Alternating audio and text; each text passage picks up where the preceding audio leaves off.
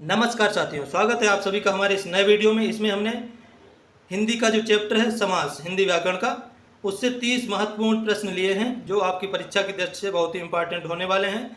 समास से 2 प्रश्न लगभग हर परीक्षा में पूछे जाते हैं। तो इस वीडियो में देर ना करते हुए आगे बढ़ते हैं। अगर आपने चैनल को सब्सक्राइब नहीं किया तो चैनल को सब्सक्राइब कर लें और वीडियो को लाइक करना ना भूलें। और हमारे चैनल पर जाकर देखें कि हमने इसमें कितना सारा कंटेंट आपकी परीक्षा की दृष्टि से इम्पॉर्टेंट है, उसको अपलोड किया हुआ है। तो आगे बढ़ते हैं वीडियो में। समास का शाब्दिक अर्थ क्या होता है? तो समास का शाब्दिक अर्थ होता है संक्षेप। यथाशक्ति में कौन सा समास है? तो यथाशक्ति में हो जाता है अव्ययी भाव समास। इसमें पहला पद अव्यय है, यथा अव्यय है, शक्ति विशेष है। तो शक्ति के अनुसार इसका अगर हम विस्तार करेंगे तो शक्ति के अनुसार हो जाएगा, अव्ययी भाव समास होता है। 3 नंबर चौराहा में कौन सा समास है? चौराहा मतलब पहला पद संख्यावाचक है तो यहाँ पे हो जाता है हमारा द्विगु समास। पीतांबर में कौन सा समास है? पीतांबर, तो पीतांबर की बात करें तो यहाँ पे बहुब्रीहि समास हो जाता है। पीत अंबरम यशसा, पीले हैं अंबर जिसके, अर्थात वह। तो किसके पीले अंबर है? तो भगवान कृष्ण नहीं, भगवान विष्णु, भगवान विष्णु हो जाता है। इसमें कोई तीसरा पद प्रधान होता है, भगवान विष्णु इसका तीसरा अर्थ लगता है। पाप पुण्य में कौन सा समास है? पाप और पुण्य, पाप या पुण्य, जहाँ पे दोनों चीज़ें बराबर की हैं, दोनों पद प्रधान हैं, तो यहाँ पे हो जाता है हमारा द्वंद्व समास। गौशाला में कौन सा समास है? गौशाला मतलब गाय के लिए शाला, तो यहाँ पे जहाँ पे के लिए को कारक चिन्ह आते हैं, में, पर आदि, तो यहाँ पे हो जाता है हमारा तत्पुरुष समास। तत्पुरुष समास में 8 विभक्ति आती हैं, प्रथमा, द्वितीय, तृतीय, चतुर्थी, पंचमी, षष्ठी, सप्तमी, अष्टमी, संबोधन। कारक चिन्ह आ जाते हैं। कर्ता ने कर्म को कर्ण से के द्वारा संप्रदान के लिए अपादान से अलग होने पर, संबंध काकी के रारी रे, अधिकरण में पेपर, संबोधन है वो अरे। इन चीज़ों जब इसका विस्तार करते हैं तो ये चीज़ें अगर इसमें आती हैं तो तत्पुरुष समास होता है। नील कमल में कौन सा समास है? नील कमल पहला पद है विशेषण, दूसरा है विशेष्य। तो जहाँ पे पहला पद विशेषण होता है, दूसरा विशेष्य होता है, वहाँ पे हो जाता है हमारा कर्मधारय समास। दशानन में कौन सा समास है? दशानन, दस आननान यस्य सा, 10 जिसके आनन है यानी कि मुख है वह, तो यहाँ पे हो जाता है बहुब्रीहि समास। 10 आनन है जिसके, अर्थात वह कौन है? रावण, तीसरा पद प्रधान है। अजन्मा में कौन सा समास है? अजन्मा, तो इसमें आ लगा है उपसर्ग यानी कि अव्यय, तो अव्ययी भाव समास हो जाएगा। 10 नंबर राजपुत्र में कौन सा समास है? राजपुत्र मतलब राजा का पुत्र, तो यहाँ पे काकी के संबंध आया तो यहाँ पे हो जाएगा तत्पुरुष समास। 11 लंबोदर में कौन सा समास है?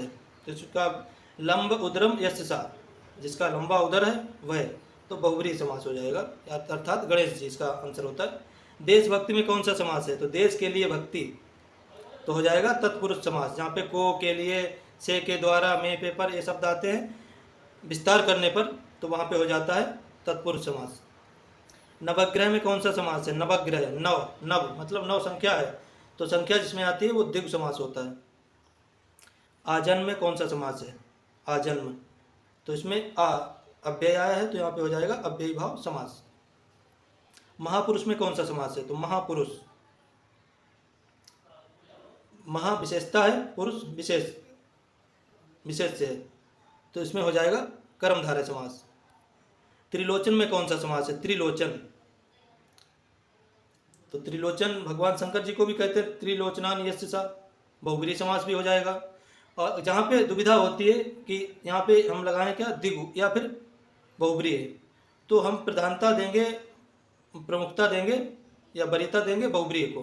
त्रिलोचन 3 लोचनों का, 3 आँखों का समूह, द्विगु समास भी हो सकता है, लेकिन हम द्विगु और बहुब्रीहि दोनों जहाँ पे हों तो वहाँ पे हम बहुब्रीहि ही लगाएंगे। राधा कृष्ण में कौन सा समास है? तो राधा कृष्ण दोनों पद प्रधान है तो हो जाएगा द्वंद्व समास। अगला देखते हैं शरणागत मतलब शरण में आया हुआ, यहाँ पे अधिकरण कारक है तो यहाँ पे हो जाता है हमारा तत्पुरुष समास। पंचवटी में कौन सा समास है? पंचवटी मतलब 5 वटों का समूह, तो यहाँ पे हो जाता है हमारा द्विगु समास, पहला पद संख्यावाची, दूसरा विशेष है। भरपेट में कौन सा समास है? भरपेट, तो यहाँ पे हो जाएगा